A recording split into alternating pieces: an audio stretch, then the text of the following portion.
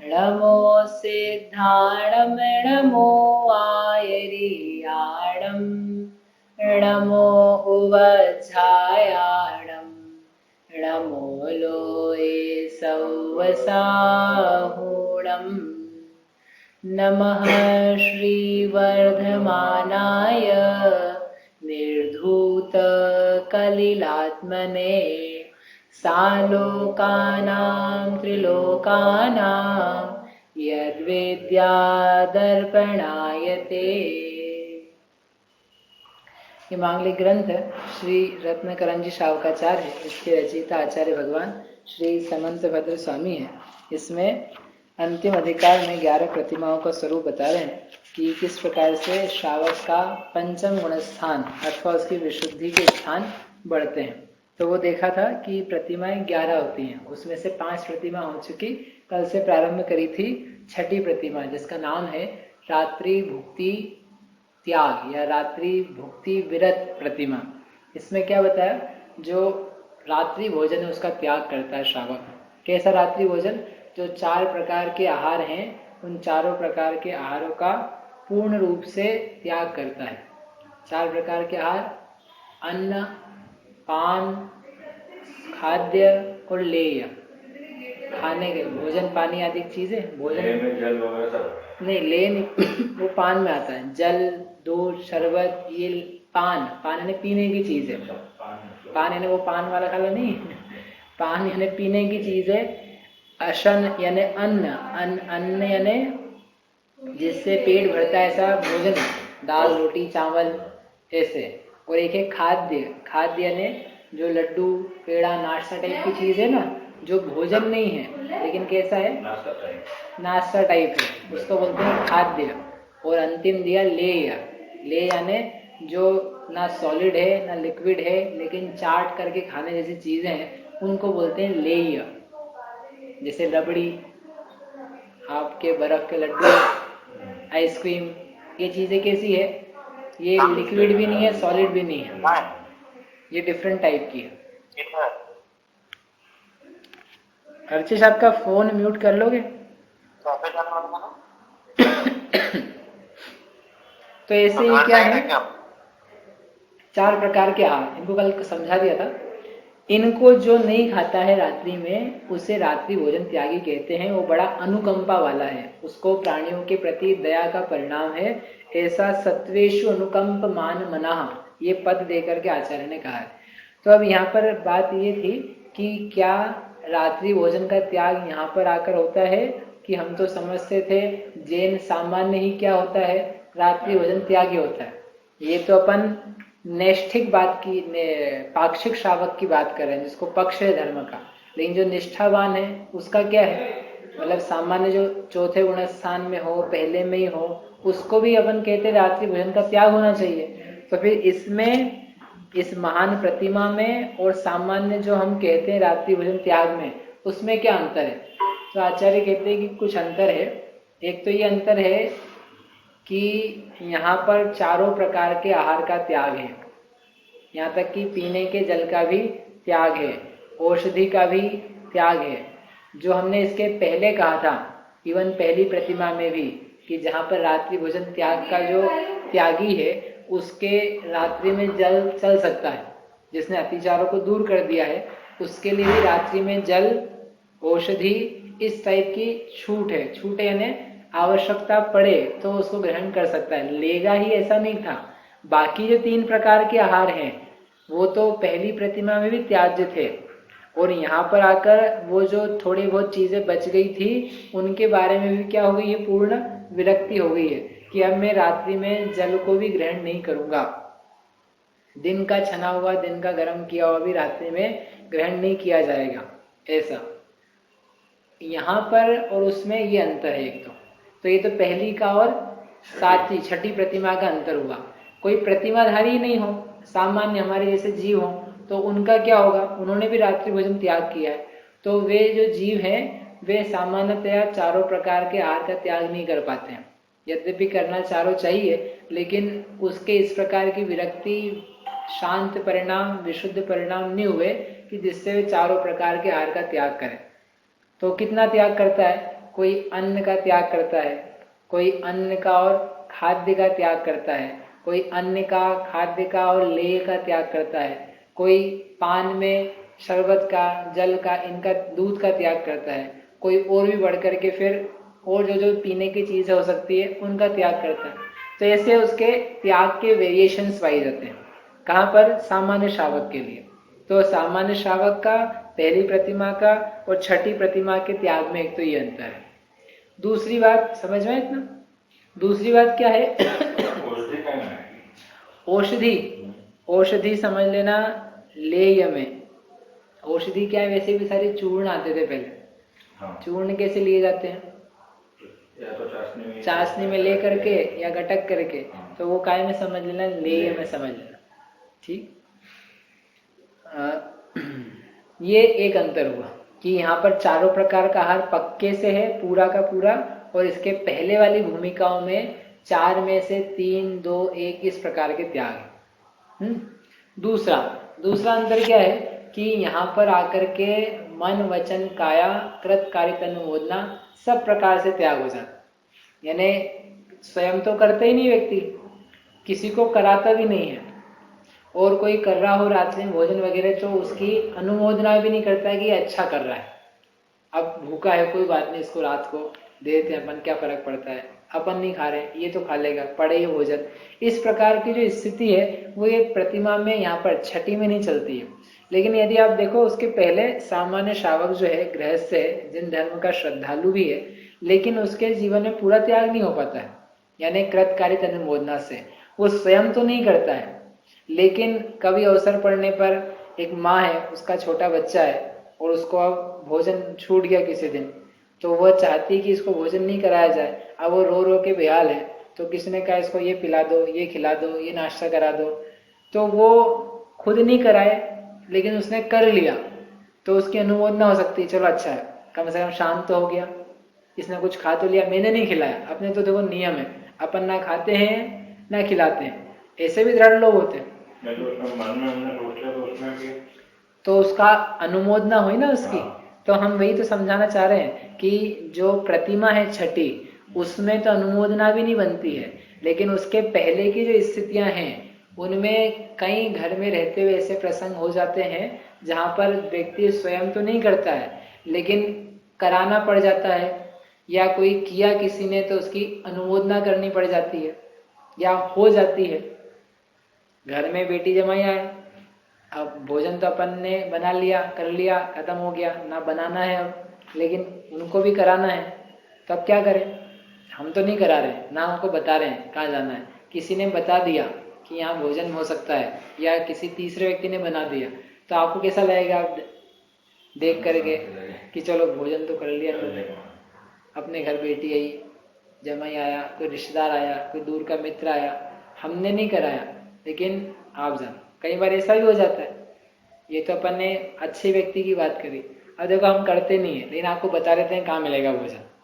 हमारे यहाँ तो नहीं मिलेगा, लेकिन यहाँ भोजनालय यहाँ है, होटल यहाँ है, यहाँ जाकर के आप देख सकते हो, आप देख लो क्या होगा वहाँ। ये बताया अकेला। कभी ऐसा भी हो सकता है कि आप ले गए उसको, अब इतना क्लोज है, या आपका मार्केट क्या कहें व्यापारी है या ऑफिस का है, हम ना करते हैं ना कराते हैं, लेकिन अब तुमको पता नहीं है, चलो मैं तुमको ले चलता हूँ। ऐसा होना नहीं चाहिए, लेकिन अलग अलग व्यक्ति हैं, उनकी अलग अलग परिस्थितियां हैं, जिसके कारण से इस प्रकार की दोष सामान्य व्यक्ति को लग सकते हैं। ये लगाने लायक है, करने लायक है, मैं ये नहीं समझा रहा हूँ। नहीं तो आपको लगे ठीक है, अच्छा अपन ये तो कर ही सकते हैं, अपन नहीं खाएंगे, बच्चे को तो खिला ही देंगे, अपन नहीं खाएंगे, वो रिश्तेदार आएगा उसको खिला देंगे, तो क्योंकि कार्य का थोड़ी ना हमने त्याग किया है। वो ये कहना चाहते हैं कि इसने चाहता है त्याग करना, लेकिन परिस्थितिवश हो नहीं पाता है।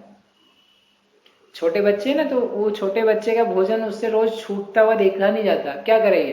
दिन भर में कुछ नहीं खाया, आज भी नहीं खाया, कल भी नहीं खाया, परसों भी नहीं खाया, अब क्या करे माँ? क्या करेगी वो? कुछ तो देगी। अब वो कुछ देगी तो इतना ध्यान रखेगी अपन कम से कम अन्न नहीं दे इसको, कुछ और दे देते हैं। ये तो कुछ भी नहीं खाती खुद, पानी तक भी नहीं पीती रात को, ये तो ऐसी स्वयं। लेकिन ये बच्चा छोटा सा, मैं इसके लिए क्या करूं? तो ले भाई तू नाश्ता पे ले, तू चिप्स खा, केले की चिप्स खा, तो बादाम खा, केला खा, फल खा, कुछ तो खाए, नहीं तो ऐसे कब तक चलेगा। ऐसा सोच करके वो खुद करा देती है, कोई अन्य कराता है तो उसकी अनुमोदना हो जाती है। ऐसा उस गृहस्थी में रहते हुए होता रहता है। ये दोषपूर्ण है, लेकिन उस अवस्था में पाया जाता है। जब लेकिन ये व्यक्ति छठी प्रतिमा में आता है तो वो ना करता है ना कराता है, वो कोई ऐसा कार्य करे, रात्रि भोजन कराए, तो उसकी अनुमोदना नहीं करता। वो ये नहीं मानता अच्छा हुआ, नहीं अच्छा नहीं हुआ ये तो क्या बुरा हुआ है, वो जो हुआ है वो आप जानो, ये हमारा विषय नहीं है। हमने ना इसकी अनुमोदना करी है, ना हम इसके लिए कुछ कहेंगे। अपने घर में जैसे मेहमान आ जाए, मेहमान आने पर उसको अपन शाम को, रात को आए, तो आप क्या पूछोगे, क्या चलेगा, ठंडा पानी, चाय, बिस्किट, बिस्किट तो नहीं, चाय दूध, ड्राई फ्रूट्स, कुछ तो आप दोगे ही नहीं उसको। तो ये जो आपने दिया है, आप तो खाते ही नहीं हो, कि हम नहीं खाते, लेकिन क्या करें, लोकाचार ऐसा, ये आदमी तो खाता है ना, तो हमने, ये तो कुछ भी खाता है, हमने तो इतना ही करा कि नाश्ता जो अन्न नहीं है, अन्न नहीं है, भोजन नहीं है, वो चीज इसके सामने रखी, अनाज से रहित वस्तु इसके सामने रखी, तो ये यही खा ले तो भी हमारा मतलब एक लोकाचार निभ जाएगा। मैं निभाने की नहीं कह रहा हूँ, समझ में आया? मैं आपकी जो गड़बड़ है अपनियां, उनको पुष्ट नहीं करना चाहता हूँ, लेकिन इन दोनों प्रतिमाओं में और सामान्य त्याग में क्या अंतर है वो आपको स्पष्ट कर रहे हैं कि यहाँ पर जाकर के इतना बड़ा त्याग होता है और इसके पहले उस त्याग में कमी रहती है। ठीक है, क्योंकि व्यक्ति में वास्तव में उतनी विशुद्धि भी नहीं है, वैसी होती तो ये यहाँ पर आके बनती है। ये जो प्रतिमा यहाँ पर आकर आचार्य ने लिखी है कि छठी प्रतिमा रात्रि भुक्ति होगी त्याग की, इसका मतलब सामयिक से प्रोषधोपवास इन परिस्थितियों से गुजर के यहाँ तक आया। जिसको प्रोषधोपवास का अच्छा अभ्यास हुआ, यानी उपवास करने का वो अभ्यास हुआ, उसके बाद सचित्त त्याग का उसने नियम लिया, तब जाकर के रात्रि में सब प्रकार के आहार के त्याग की बात कही है। इससे लेकिन कोई भला आदमी ये अर्थ नहीं लगा ले कि इसका मतलब हम रात को खाना खा सकते हैं, क्योंकि त्याग तो कहाँ बोला है, छठी में बोला है कि भाई छठी में पूरा बोला है। ये कब बोला कि रात्रि में खा सकता है जैन? ये तो कुलाचार है जैन का। कुलाचार में जो लोग कुल में चला हुआ आता है, इसलिए इस कुलाचार को तो सारे जैन को वैसे पालन करना अनिवार्य है, उसके बिना वो जैन ही नाम का नहीं है, शावत्ववाद की बात। इसलिए अन्न जैसी चीज का, भोजन पान जिसको कहा जाता है, उसका त्याग तो पूरा पूरा एक सामान्य जैन के बनना चाहिए। ठीक है, आई बात समझ में? ये दो अंतर मेन रूप से जानना है। हाँ बोलो। छठवें प्रतिमा में कोई माँ होगी तो वो बच्चे को दूध तो पिलाएगी। हाँ, कार्य आया वहाँ पे। तो इसका मतलब है कि जैसे बच्चे को दूध पिलाने वाली माँ है, या तो माँ नहीं बने, क्योंकि ब्रह्मचर्य तो 7वीं प्रतिमा में हुआ। हाँ, ब्रह्मचर्य 7वीं में है, लेकिन इसके पहले वो अपनी अवस्था देख करके इस प्रकार का नियम ले फिर कि रात्रि भोजन त्याग का कारित अनुमोदना भी त्याग होगी, तो उसमें ये भी होगा, बच्चे को दूध पिलाना है तो वह भी उसके अंतर्गत ही है। किसमें है? अच्छा, और भैया पहली प्रतिमा में वो रात में पानी पी सकते हैं? पहली प्रतिमा में उसकी छूट रखी मतलब लाठी संहिता ग्रंथ उसमें कहा कि पहली प्रतिमा में इसको इतना बड़ा त्याग नहीं है, बाकी सबका त्याग है, लेकिन जल का, औषधि का, इसका उन्होंने प्रावधान दिया कि वो ग्रहण कर सकता है आवश्यकता पड़ने पर। वो समय के हिसाब से ऐसा नहीं कि अब बोला है पहली प्रतिमा में जल पी सकते तो रोज ले करके पीते ही रहे। ऐसा समय के हिसाब से रहता होगा। ये तो एक सामान्य कॉमन सेंस है ना कि अपना शावक है तो 10-11 बजे सो जाएगा, सुबह से उठना है तो 12 बजे तक जगेगा ही कैसे?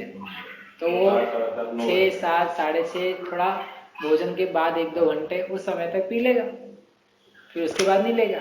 और वो भी कहा ना आवश्यकता पड़ने पर, ये रोज की आदत नहीं बना ली है, आवश्यकता, क्योंकि मानता तो गलत ही ना कि ये चीज गलत है।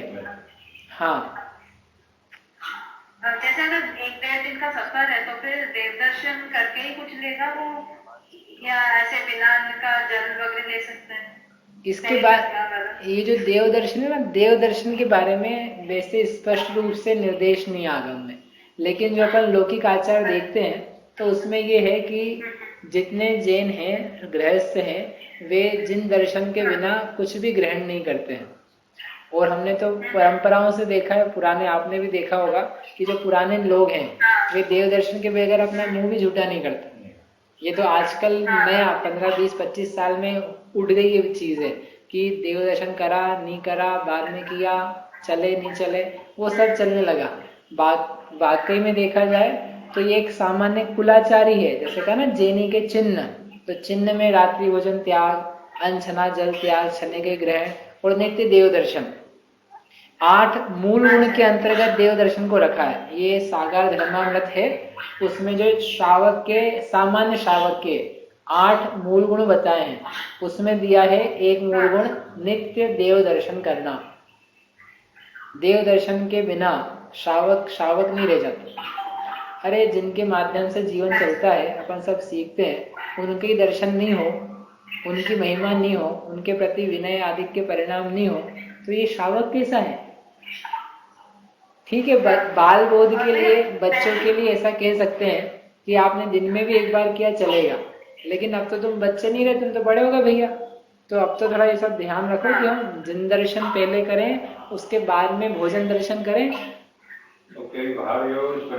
इसलिए रास्ते का भी जो सफर है, वो सफर आप ऐसा बनाओ कि जिसमें देव दर्शन हो जाए। वो देव दर्शन जैसी चीज नहीं हो तो उसका विरह हो, तो भोजन का भी विरह हो जाता है उसके। ऐसा आदर्श है। अब फिर जिससे जैसा बने वो अपना जाने, आदर्श तो ये चीज है। अन्न का नियम है। एक मिनट, क्या मिताली? अन्न का नियम है, जैसे पर अन्न का पूरी प्रतिमा तक, जैसे 10वीं 11वीं प्रतिमा तक भी 10वीं 11वीं प्रतिमा तक अन्न का क्या? एक बार अन्न लेगा या एक से अधिक बार ले सकता नहीं है? ले सकता है, ऐसा कुछ नहीं। अभी भोजन के त्याग का ऐसा नहीं किया कि हमको एक बार ही भोजन लेना है। पहली प्रतिमा, ये छठी प्रतिमा, 7वीं, इन सब में 2-2 बार भोजन हो सकता है, क्योंकि प्रोषधोपवास में उन्होंने बोला ना कि इन दिनों एकासना करना है। किन दिनों? सप्तमी को और नवमी को। इसका मतलब क्या हुआ? बाकी दिनों में एकासना नहीं है। यानी कोई दूसरी प्रतिमाधारी है तो अपने को सामान्यतः ऐसा लगता है कि प्रतिमाधारी है तो इसको बस एक बार ही भोजन कराना है। ऐसा नहीं भैया, उसका भोजन मत काट देना। वो 2 बार भी कर सकता है, और आप वो चाहे तो 3 बार भी कर सकता है। यद्यपि स्टैंडर्ड ये है कि इस काल में 2 बार भोजन क्या चलेगा। 2 बार भोजन करने से शरीर चल जाता है, तो वो व्रती है तो उसको 2 बार लेने में सामान्य रूप से चलेगा। लेकिन कभी आवश्यकता पड़े, रोग आ जाए, इस प्रकार की स्थिति बने कि 2-3 बार लेना पड़ता है, तो वो निषिद्ध नहीं है, वो प्रशंसनीय नहीं है, लेकिन निषिद्ध भी नहीं है। ठीक है। आप क्या कह रहे थे? हाँ, कोई रस छोड़ के उसका भोजन कर लें, तो ये आपके मन की बात है। आपने देव दर्शन नहीं किया और रस छोड़ के आपने किया, तो आपने उस मन की चिंता को, ग्लानि को उस रस के त्याग से मिटाया। वो आपका विषय है, आप कर सकते हो वैसा। कोई लोग तो बिना देव दर्शन के सारी रस ले रहे हैं, तो उनसे अच्छा है, श्रेष्ठ है। लेकिन बेस्ट क्या है? देव दर्शन करके ही ग्रहण करना। इससे क्या है, उसके प्रति एक भाव भी बना रहता है कि मुझे कैसे भी करके ग्रहण करना ही है, देव दर्शन करना ही है। आपकी यात्राएं भी फिर आप उस प्रकार से बनाओगे। किस प्रकार से? कि जिसमें देव दर्शन हो। मैं जाऊंगा भी उसी स्थान पर जहाँ पर भगवान मिलेंगे। भगवान नहीं मिल रहे हैं, हम नहीं जा रहे हो, तो अपने आप जहाँ पर देव शास्त्र गुरु नहीं है, वहां पर जाने से व्यक्ति बच जाता, पाप के स्थान पे जाने से बच जाता। ठीक भैया। हाँ,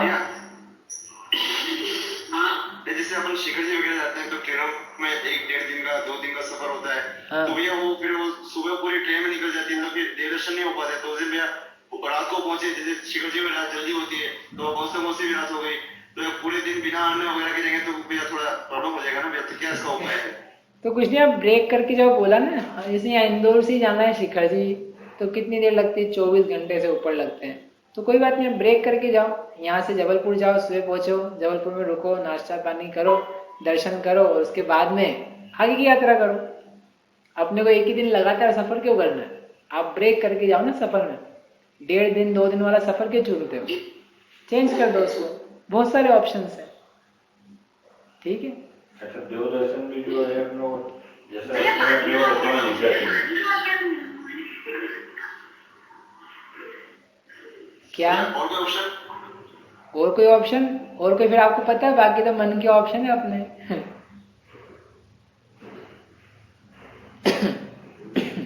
हाँ मिताली, भैया पानी का नियम क्या है? पानी का क्या नियम? बोर का पानी लेना, कुएं का लेना, ऐसे। सामान्य रूप से जो व्रती है उस व्रती के लिए कि वह पानी ले जिसका जीवाणी होती है, तो वो बारिश का भी हो सकता है, जलाशय का भी हो सकता है, कोरे का भी हो सकता है, और बोर ऐसा हो जिसमें से जीवानी हो सकती है उसका भी हो सकता है। अच्छा, मतलब जिसकी जीवानी हो सकती है। हाँ, वो जल चलता है, वो कोई स्पेसिफिकली कुआं ही होना चाहिए ऐसा कुछ नहीं। अच्छा, हाँ, तो प्रतिमाओं में भी भाई है ना भैया, इसका नियम ऐसा ही है। हाँ, प्रतिमाओं की तो बता रहे हैं। तो फिर बोर का पानी तो होगा ही नहीं, मतलब बोर के पानी का जैसे जीवानी प्रॉपर वहां तो नहीं जाती है जहाँ से आया है पानी। नहीं, वो कुछ कुछ आजकल बनते हैं ना जिसमें वो पाइप बनाया, पाइप बना के पानी को वहीं का वहीं पहुंचा जा दिया, हाँ, तो वैसा यदि बनाया है तो वो चल सकता है। ठीक है, बरसात का पानी में पाइप पंप लगता है। हाँ, एक आने का पानी एक जाने का पानी, ऐसा करके वो दो आजकल कुछ बनाते हैं, तो उसमें वो बन सकता है। तो इसलिए बोर को सर्वथा अपन ये नहीं कह सकते, बोर का जल व्रती सर्वथा ले नहीं सकता है। बहते पानी में जीवन करना, बहते पानी में भी चलता है ना, वो सेम पानी है, नदी का पानी जैसे, तो नदी का पानी वो समान स्रोत से आ रहा है तो वो चलता जाएगा। ठीक, इस प्रकार से ये इनमें अंतर गए, समझ में आ गया ना। छठी रात्रि भुक्ति त्याग और सामान्य रात्रि भोजन त्याग, उनमें इस प्रकार का अंतर है। क्योंकि क्या, ग्रहण में रहते हुए कोई आता है, उसको कुछ बोलना, नाश्ता कर लो, पानी पी लो, चाय पी लो, कुछ ले लो रात को, त्यागी भी बोल देता है ऐसा, कभी चाहता नहीं है लेकिन वो अपने आप, वो जो वातावरण है, संस्कार है, उसमें चला जाता है, तो उसकी अनुमोदना हो जाती है, उसको बुरा लगता है, लेकिन वह हो सकता है ऐसा हो जाए। लेकिन इस प्रतिमा में जो है इस प्रकार की वो सावधानी रखता है, मुझे क्या करना है, ये रात्रि भोजन ना करे, हम तो ये चाहते हैं, दिन में जो होगा वो सब करा देंगे, तो उसके लिए शब्द ही नहीं निकलता है, अल्लाह आप भोजन करो, हम कराएंगे, आप वहाँ चले जाओ, ये ले लो, भूख लगी होगी, ये कर लेना चाहिए, ऐसा कुछ भी उसके चित्त में विकल्प भी नहीं उठता है। इस प्रकार का जो जीवों के ऊपर दया रखने वाला प्राणी है, उसकी ये प्रतिमा बनती है, उसके अलावा नहीं बनती। ठीक, अब दूसरा, इसी प्रतिमा का दूसरा नाम है क्या? आप ये क्वेश्चन बता रहे हैं, ठीक है। इसी प्रतिमा का दूसरा नाम है दिवा मैथुन त्याग। दिवा मैथुन त्याग यानी दिन में स्त्री भुक्ति का त्याग, दिन में ब्रह्मचर्य से रहने का परिणाम, इसको बोलते हैं दिवा मैथुन त्याग। दिवा यानी दिन और मैथुन यानी मैथुन की क्रिया, तत्संबंधी परिणाम और उसका त्याग करना। रात्रि में मैथुन का त्याग नहीं है इसके, लेकिन दिन में त्याग है। पहले क्या था, सामान्य व्रत लिया था स्व स्त्री संतोष का। कौन सी प्रतिमा में? पहली प्रतिमा में अतिचार सहित, दूसरी प्रतिमा में उसी को निरतिचार किया था। अब यहाँ पर छठी में उसी को क्या दे दिया, दिन का पूरा त्याग कर दिया। अपनी स्त्री का भी भोगने का त्याग, पर्यायी स्त्री तो वैसे ही भोगने में त्यागी हुई थी, जो अपनी स्व स्त्री है उसके भी दिन के भोगने का त्याग है। इस प्रकार का मन वचन काया से कृतकार्य अनुमोदना से व्रत ग्रहण किया, उसे कहते हैं छठी प्रतिमा, दिवा भुक्ति, दिवा मैथुन त्याग। तो कोई प्रश्न कर, छठी के दो नाम है। छठी प्रतिमा को लेकर के दो प्रकार का विवेचन दिया है।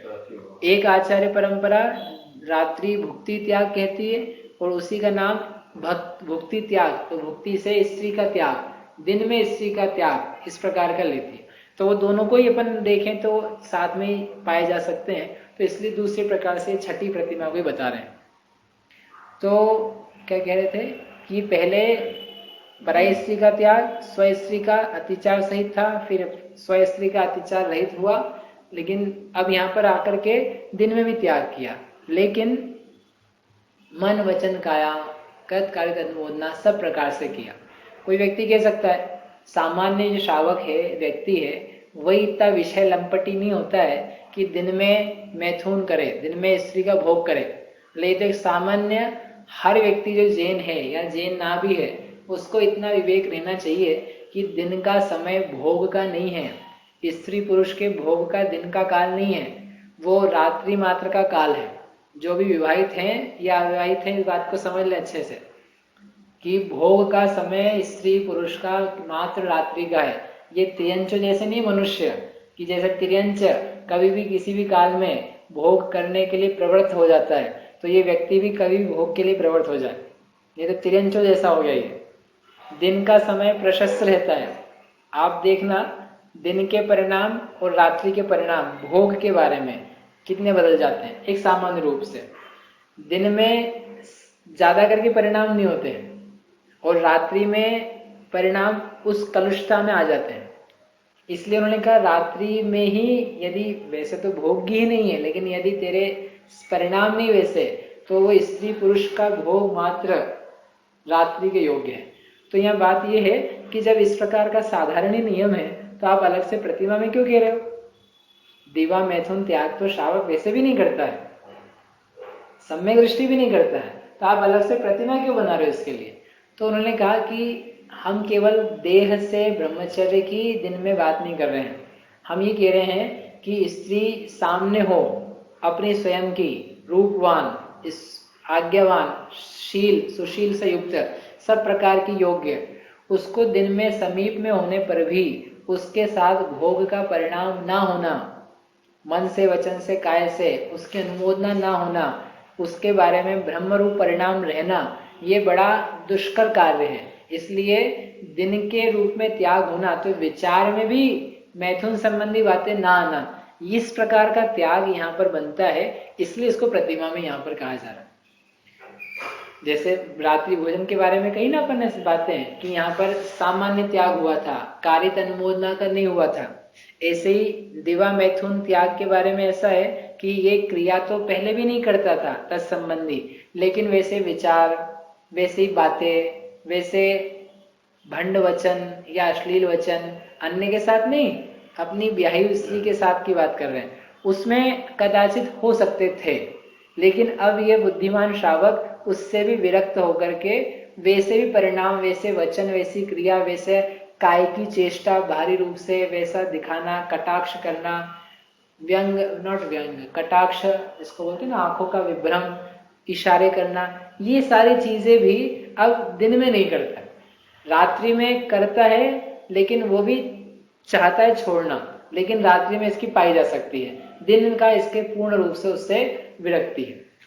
इस प्रकार की स्थिति उसका नाम है दिवा मैथुन त्याग।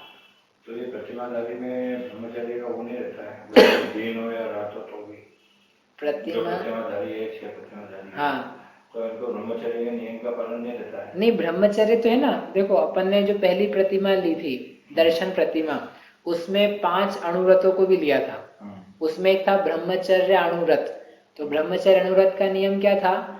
अपनी ब्याही हुई स्त्री पुरुष को छोड़ करके अन्य सारी स्त्रियों के भोग का त्याग, तो ये था वहां पर। फिर दूसरी प्रतिमा में भी व्रत था, उसमें जो दोष लग जाते थे, जो उस प्रतिमा में अनंग क्रीड़ा, काम का तीव्र अभिनिवेश, स्त्री के अंग आदि को देखना इत्यादि जो अतिचार थे, उन अतिचारों को दूसरी प्रतिमा वाले ने दूर कर दिया। ठीक है, लेकिन अभी स्व स्त्री का उसके त्याग नहीं है, स्व स्त्री के भोग उसके पाया जाता है। और वही बढ़ते बढ़ते अब छठी प्रतिमा में आया, तो जो स्व स्त्री है उसके दिन के मैथुन का त्याग किया और तत्संबंधी विचार, भाव, वचन, काय क्रिया, काय चेष्टा संबंधित और जो ब्रह्मचर्य को दूषित करती है, उन सारी चीजों का भी त्याग हुआ। इतने परिणाम बढ़े, तब जाकर ये छठा में आया है, छठी प्रतिमा में। तो पहले क्या दिन में मैथुन करता है? तो दिन में नहीं करता है। ये तो हमने कहा ना आपसे, सामान्य ही व्यक्ति के लिए नियम है। सामान्य ये कुलाचार जैसे जैन का है कि रात्रि भोजन ना करे, वैसे ही हर सामान्य स्त्री पुरुष को, जैन हो कि अजैन, ये बात ध्यान रखने लायक है कि दिन में मैथुन जैसी क्रियाओं का सेवन ना करे, योग्य काल नहीं है। वह सूर्य की उपस्थिति में प्रशस्त परिणामों का समय है, वो वंदना का काल है, वह अर्थ पुरुषार्थ का, ज्यादा ही आपको करना है तो व्यापार धंधा, घर के काम काज, पढ़ाई लिखाई, विद्या, इनका समय। रात्रि में विद्या ग्रहण नहीं होती है और दिन में मैथुन आदि भोग नहीं होते हैं।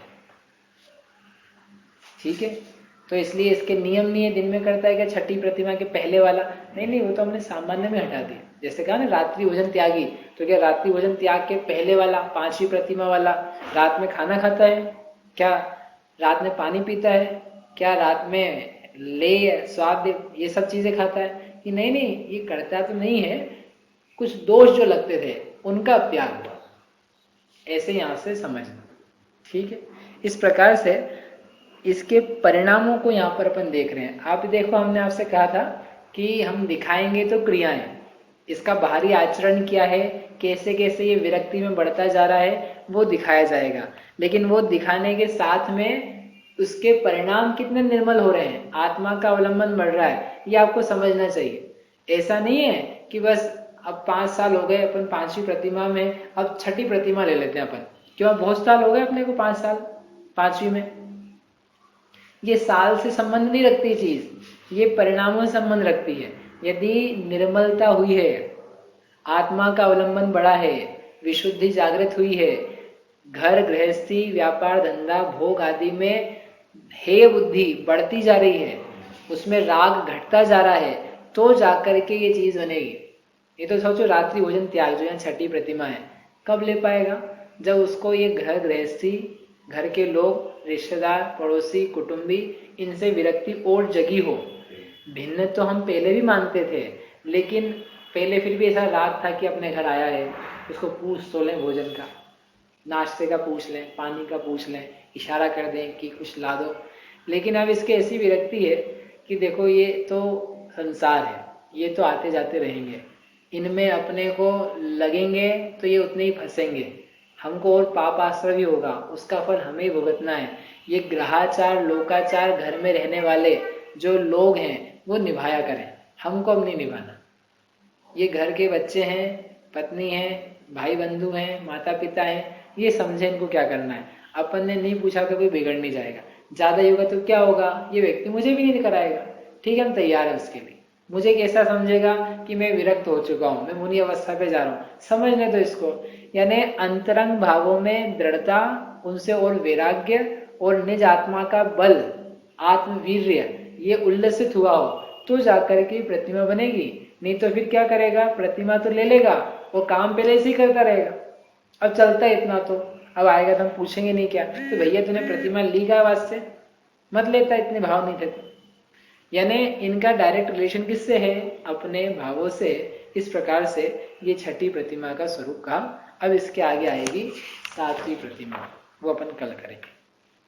कोई प्रश्न हो इसमें तो आप मुझे मैसेज भेज देना, कल कर लेंगे। हाँ, छठी प्रतिमा में रहते हुए गृहस्थ जीवन में रह सकता है, घर में यही है। घर का त्याग नहीं किया है। घर का त्याग यद्यपि हो सकता है किसी जीव के, लेकिन सबको घर का त्याग करना पड़े छठी प्रतिमा के लिए, ऐसा नहीं है। वो बताएंगे अभी अपन आगे जाके। 9वीं प्रतिमा तक भी घर में रह सकता है व्यक्ति, उसको घर छोड़ने की जरूरत नहीं है। नियम जो है, ये नियम को उस नियम के साथ में रहेगा, उस विरक्ति के साथ रहेगा, उस विरक्ति के अनुकूल एक वातावरण भी होगा घर का, नहीं तो उसके अनुकूल जहाँ वातावरण होगा वहां जाकर के रहेगा। तो गृहस्थी हो सकती है, अपना भोजन बनाना, काम करना, व्यापार करना, ये सब अभी तक कर सकता है। ये छठी प्रतिमा है ना, नहीं व्यापार भी करता है, पैसा कमाने के लिए दुकानदारी पे भी जाता है, जॉब भी कर सकता है, या दुकान भी चला सकता है, पत्नी भी है इसकी, बच्चे भी हैं, इसकी शादी भी हो सकती है, विवाह भी हो सकता है इस व्यक्ति का भी, क्योंकि स्व स्त्री संतोष व्रत लिया है। विवाह का व्रत नहीं लिया कि विवाह नहीं करूंगा, ठीक है। जावाणी के ज्ञान ते सूझे लोकालो, सो वाणी मस्तक नवो सदा देत हो।